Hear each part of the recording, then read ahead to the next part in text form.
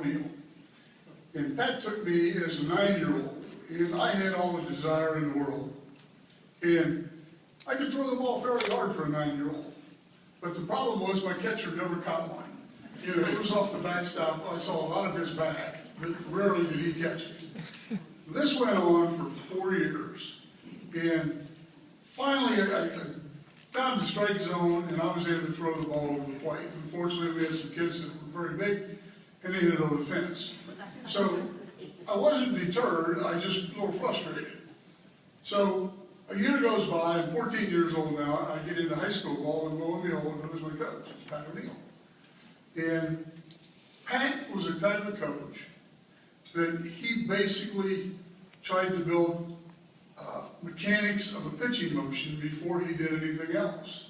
And he said, once you master the mechanics, the rest of it will fall in place. And it did, because I'm sure you coaches know what a rope lattice is and things like this, with the knots where you can throw the ball inside, outside, up and down.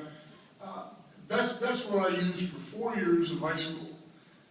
But the biggest teaching aid that I ever ran into in my life was when I was a freshman playing baseball. Pat introduces me to his teaching aid. And I don't know if you guys know what a boat oar is. Well, a boat oar is probably about 6, 7 feet long. And at the end of that boat oar is a paddle about this big. Well, Pat had taken a paddle and had to make him one, but this thing was like about 3.5 feet long. And he also had him bore about 15 to 20 holes in it that were a ½ inch thick. So we would be at practice. It really didn't make any difference because Pat coached football, he coached basketball, and he coached baseball. But this teaching aid, if you weren't paying attention, Pat would continue to talk and walk behind you. And he would hit you in the buttocks with this thing, and that skin would squeeze up in there, and I'm telling you, you never forgot it. I don't know a kid, now Pat did that today in prison, but somebody had a lawsuit against him. But this went on for 4 years in high school. In American Legion, the man never lost that paddle. I mean, we played American Legion ball, and he was one of the best coaches that I've ever run into. And I'm talking about professional, or high school level, or college level. This man knew sports. He knew the basics of how to get it done.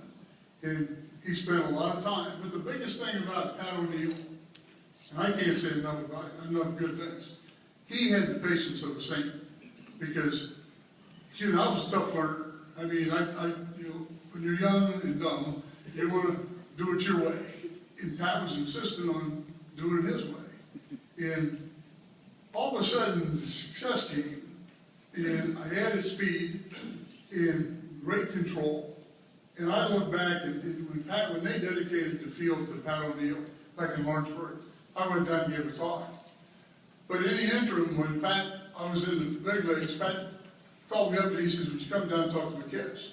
And I said, sure, I'd love to. So we had a golf day, so I get down to Lawrenceburg and talk to them. And I said, you know, guys, I said, I think like you think. I said, when I was a kid, Pat couldn't tell me jack. I mean, there was nothing he could tell me that I didn't already know.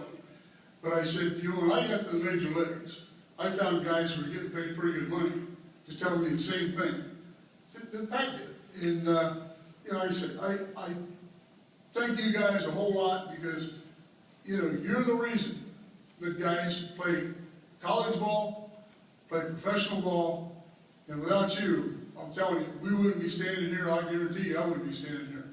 So I know it's been a long evening. A lot of guys have been up there talking, and I appreciate everything they said. I'm not going to be long-winded. I would just like to thank everybody for coming out, and I really appreciate you voting me into this organization because it's a blessing to me, and I thank you very much.